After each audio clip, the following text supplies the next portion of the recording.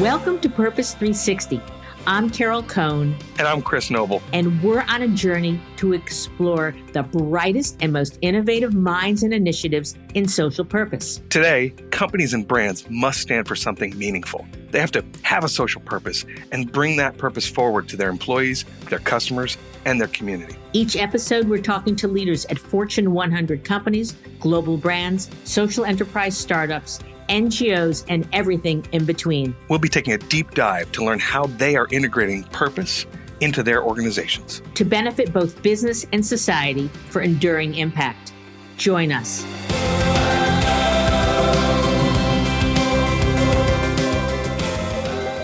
Today, we have a special treat for you. Martin Whittaker, CEO of Just Capital, just returned from Davos a week ago, and we really wanted to continue our conversation with him about how Just Capital is advancing the stakeholder-based capitalism movement through their definitive data and rankings to help companies benchmark and improve performance, as well as making the business and investment case to incentivize change. I love in Just Capital's 2019 recap, which I suggest anybody should look at, and we'll put it in our show notes, that you said this absolutely very well stated point. 2020 will be the year business and markets move from rhetoric to reality, from aspiration to action. Show me will be the operative phase. So I know that, Martin, you went to Davos for the first time and you were busy. You had over 3 formal events. You're a first-timer at Davos. It's their 50th anniversary year. The theme was a cohesive and sustainable world. So what was your first impression about being in that beautiful location with such substantive issues? So it's thank you, Carol, and thank you for having me on the podcast. The event at Davos to me was like many other sort of large events now. I didn't get the sense that I was having sort of such a unique experience in an elite, high-powered environment. I felt like it was a big convening of lots of people from the corporate and financial and the policy worlds coming together to talk about big global issues. Obviously, it's not my first time at a big event or a big conference, so it had many of the hallmarks that anyone listening to this who's been to large events would recognize. I think what made it special was you're in this place where it's really hard to get to.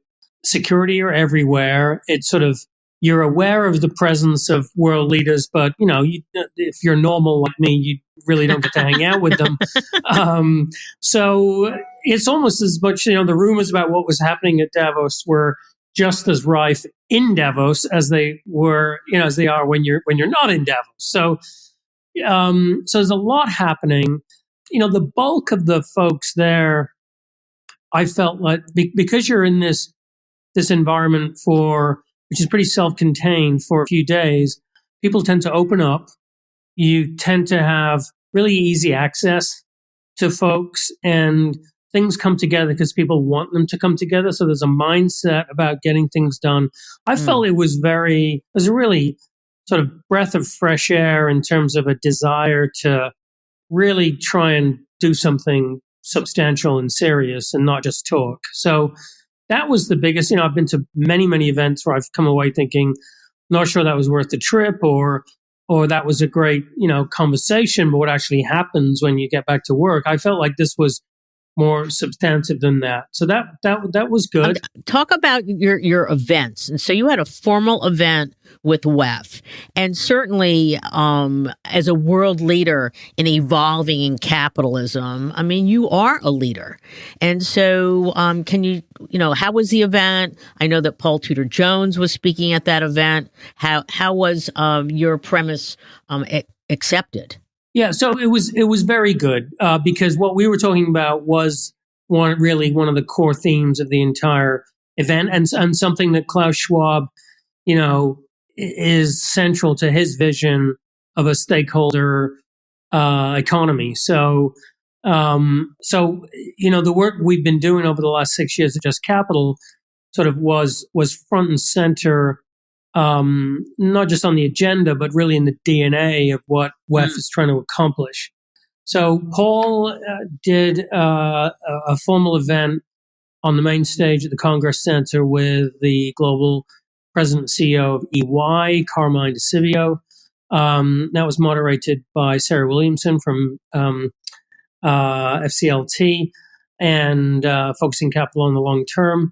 And then we had a breakfast moderated by the FT, Andrew Edgecliffe Johnson, with Carmine and Paul.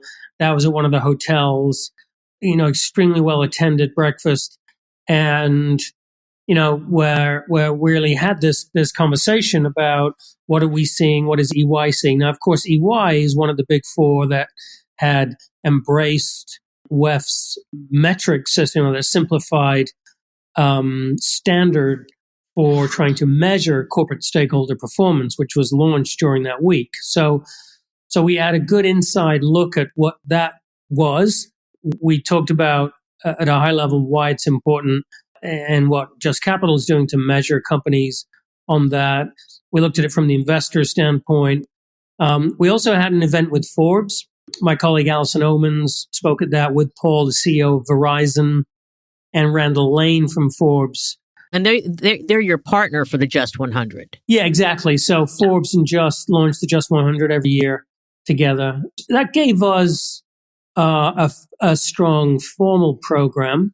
That around that, I know Paul attended 3 or 4 dinners and other events, including the New York Times dinner, which was one of the highlights, I think, of the whole week, with Andrew Ross Sorkin and Dan Schulman from PayPal. I attended another PayPal dinner, a dinner with Axios. So a lot of these small-sided, and by small-sided I mean sort of 15 to 25 people events as well, where major themes were discussed. So rate the conversations there, big venues, smaller venues, probably also some, meeting somebody on the street or a hotel lobby. But how do you move from aspiration to action? Well, I think the message that we were sort of hammering home, which I think spoke to that, was, first of all, we need to agree on how how are we actually going to measure a stakeholder economy? What does it even mean? And of course, that's what we've been doing. So we were one of the few organizations to be able to bring concrete data to the table, to be able to say, we are measuring companies on the public and what they feel. So we were able to connect this aspiration of stakeholder behavior right down to Main Street America and what ordinary folks sort of think of that. What do they think that means? And that was very refreshing. There are very few, I think, organizations bringing forth this sort of bottom up approach of trying to harness the general public's support for this. So we weren't sort of quibbling in the clouds around metrics and which standards and who had the better framework. This was sort of like, no, this is what the public want. And then to be able to put data behind that. So I'll give you a concrete example. WEF's, the International Business Coalition, the group that had developed the simplified framework, we've already been covering 20 of the 22 issues that they identified. We have data going back several years. So we were able to sort of talk about actual performance of companies on those things. And so I was going to a meeting, had the research team here in New York conduct work to help us figure out, well, let's have a look at how big companies are actually doing on these things and then present that data at the meeting. Once you start to begin to put up a league table or to be able to put up data that shows what companies are actually doing, you tend to get action. It tends to motivate a response. And the last thing I'd say on that is my sense, Carol, just working the hallways and the receptions and in the evening, people have had a drink or two and are trying to open up, was that people really were tired of the endless talk around different ways to move forward and different approaches and frameworks. It was it was time for action. And we were at several events one night where it just seemed to be sort of, I think people's patience just running very close to the end where, okay, we need to move forward. Let's not let the perfect be the enemy of the good. Let's develop a simple way to try and just begin to measure progress and then to begin to hold companies and other actors in this to account. Can you say, even if it's not the company, it might be an industry, anything really concrete that came out of your discussions or presentations? Well, we've been talking to a small number of companies around conducting a financial distress test. How many of your employees are under, living in a state of acute financial distress? And we discussed that at the PayPal dinner, the PayPal lunch. Dan Schulman has been a champion of this. We talked about that. We showcased his work, I think, for the first time on this issue on CNBC Squawk Box. That became the talk of Davos, or what Dan is doing. That turned into, okay, great. How can other companies emulate that? And so there was a conversation that where this notion of, okay, well, why don't we create a movement around that? Why don't we have companies commit to conducting among their employee base a simple distress test, just so that people know how many of their employees are in this situation, and then you can figure out what, if anything, to do about it. And did you get companies to sign up? We're in the process of doing that right now, Carol. Literally, right. We know that PayPal wants to champion this. We're working with them to try and put a program together. We know that Paul Jones, our chair, is very much behind it, because at the end of the day, it's such a good test of whether we really do have a just economy or not. When people talk about stakeholder performance, Business Roundtable signatory CEO, you've just said to the world that your purpose, your very purpose, is to create value for all your stakeholders. Your workers, we know, are, certainly according to our research, your most important stakeholder, because without them, not a lot gets done, quite honestly. If you have employees and you're a Fortune 500 company, and you have employees that are still relying on government support and food stamps to make ends meet, shame on you. And so I think that sort of stands out as being a very simple, just a test case of how this all comes together in glorious sort of technicolor, right? Like, if that's just not fair, that cannot be a situation where, we feel proud about the economy that we've built, if that's the norm. So just dealing with that one issue. So that's I give you that as a concrete example of something that, practical thing companies can do, leaders can do those things, and there are real human beneficiaries on the other side. Did you go to Davos with that idea already percolating? We went. Yeah, we did. We went to Davos with the message that we want to bring the voice of the public to Davos, because that's who we represent. We knew that this was a really important issue. We know from our own research that there are many, many workers at Russell 1000 companies that are suffering, and we felt like this is where the rubber hits the road. So yeah, we have that as a program idea. We went there to sort of figure out, quite honestly, does this have legs? Are we sort of like just drinking our own Kool-Aid here, or is this something that is real? No, I got the sense that absolutely. Every time I talked about that, I mentioned that at dinners. We talked about this in the hallways, and people just loved that idea. So I think we can turn that into something real, but it's something that crystallized, I think, as a real thing at Davos for us. How many companies do you feel you need to have commit to that so that you can then say, okay, we're ready to launch? It's a great question. I hesitate to put a number, because it looks like we don't hit that number, then we fail. But are we talking 10? Are we talking 100? Somewhere in between? No, I think we're talking 10, not 100. The whole thing about just is change at scale. That's why we focus on big corporations. So we want companies, that it might be uncomfortable for them because they may have larger numbers of employees that fall into that category, or the path forward on what to do might not be clear. But we live in a time where courage is needed, and people have to have the courage of their convictions.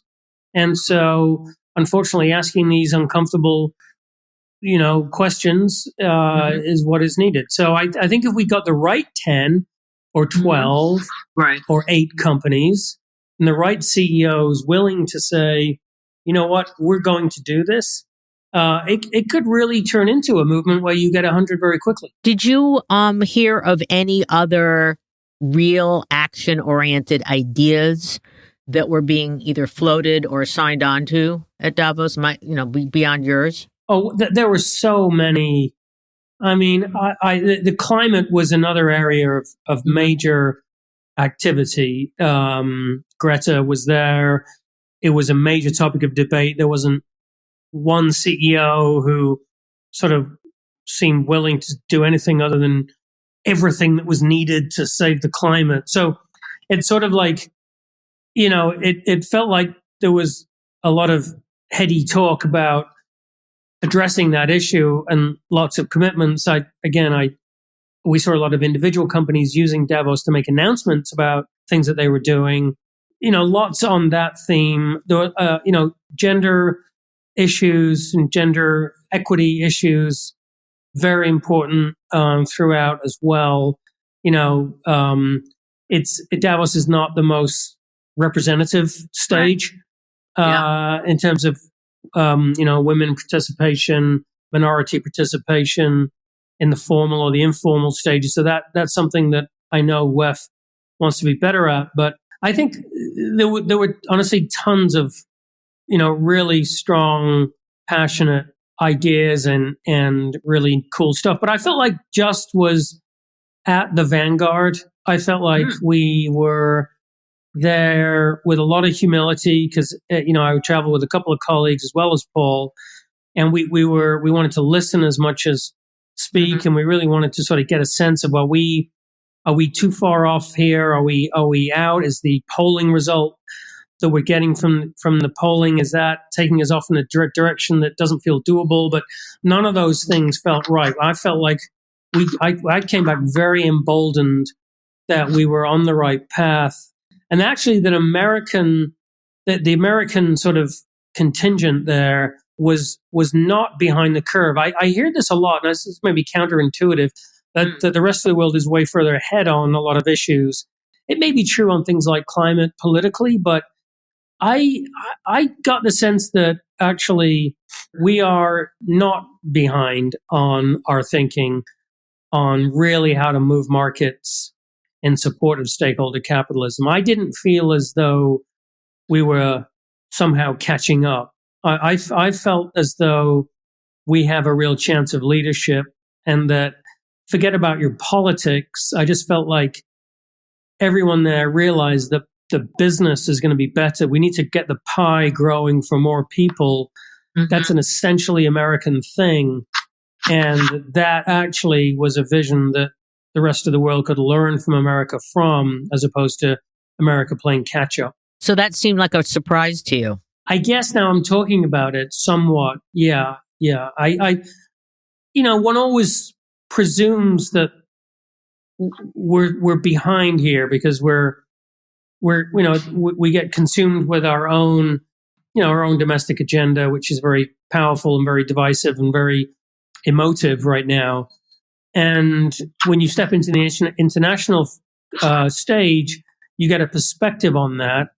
I've felt pretty good about our understanding of the issues, and I felt like we were talking about things which really were going to move the needle on the international stage, and that getting it right here really could provide leadership for the rest of the world. Did you find any other analogs of other organizations that are like Just Capital, but they're operating in other countries?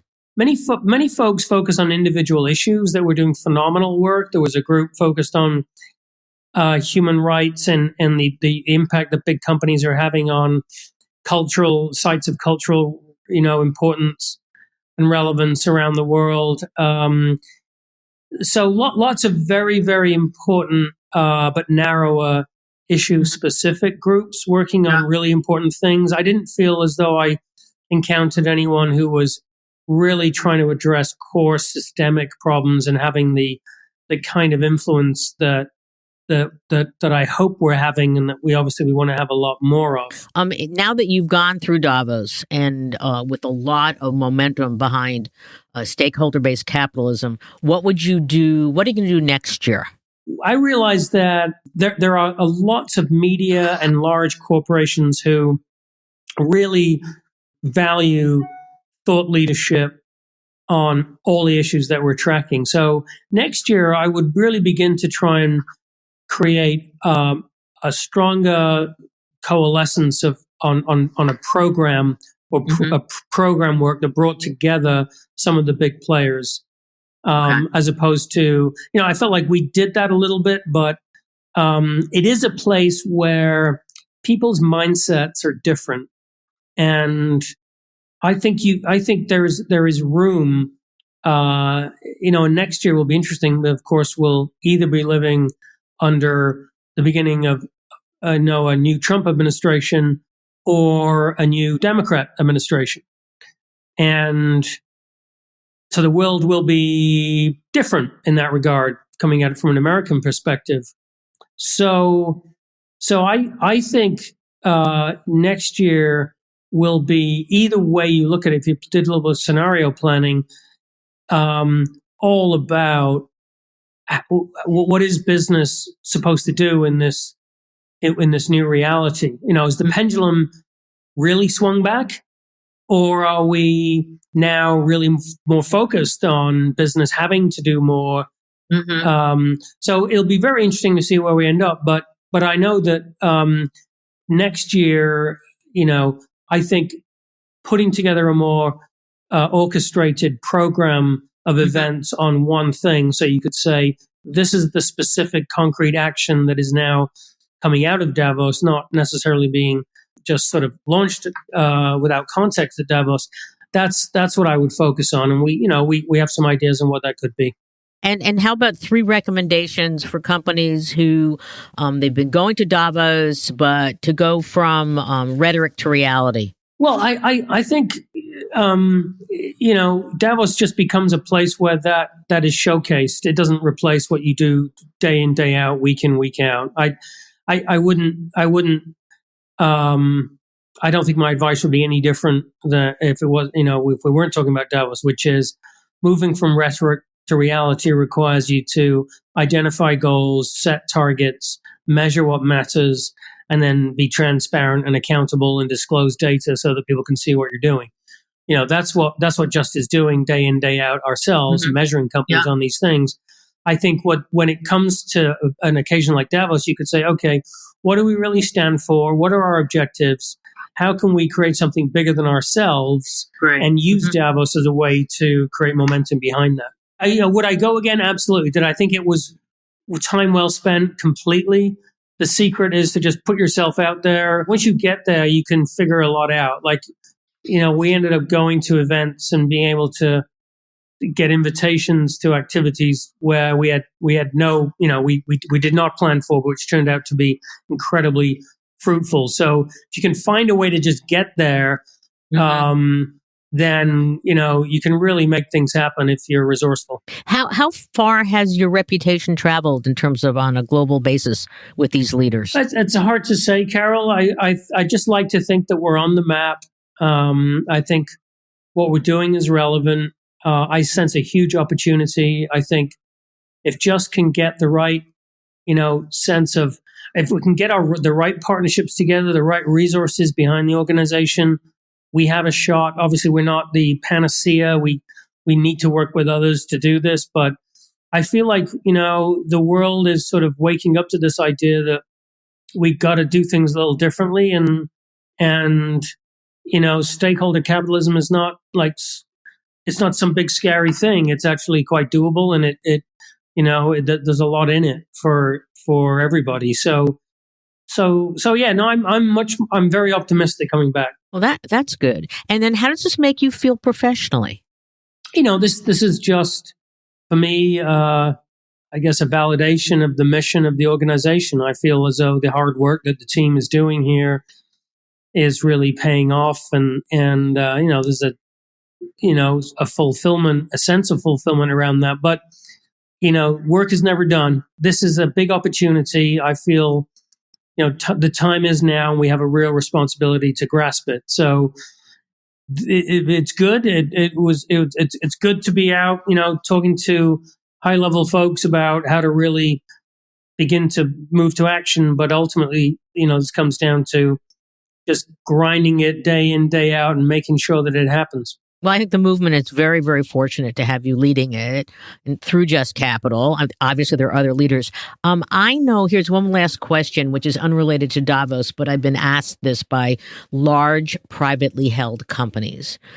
Your data follows public companies, and the large private ones say, when will you start following private companies? It's just a resource question, Carol. We could begin to follow private companies once we're able to get sort of a clearer picture on how to do that at scale. What I'm not a fan of is a piecemeal response. If we're going to begin to do that, it needs to be done in a way that is scalable. And that requires resources. As a CEO, it's not responsible of me to sort of take us in a direction unless I can really see that long term this is going to lead to large scale success. The other thing I'll say to that is, if there are private companies that listen to this who really do, want to be examined, or feel as though the Just framework could benefit them, be of value to them, we do have a toolkit, and we do have the ability to say, we'll make our data and our framework available to you, and then you can benchmark yourselves. So we're not going to be necessarily, it's not easy for us to begin to cover private companies on a piecemeal basis, but one-on-one, if private companies said, look, I want to see how I do. I want to know, do I compare well or poorly, or what does best practice look like in my industry on these things?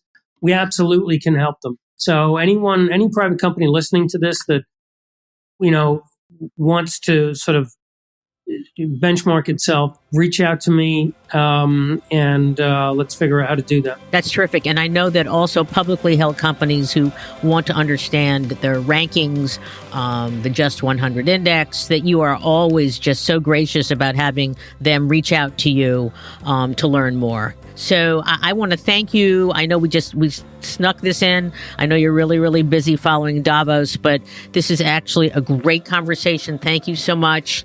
You're a wonderful standard bearer for stakeholder-based capitalism, and also for bringing the voice of the public to Davos, and also the fact that you brought something very specific. We're going to keep our eye out for the financial distress test. And we'll ask you periodically how that's going. Once you announce it, we'd love to have you back on the show. And again, thank you very much for all that you're doing, Martin Whittaker.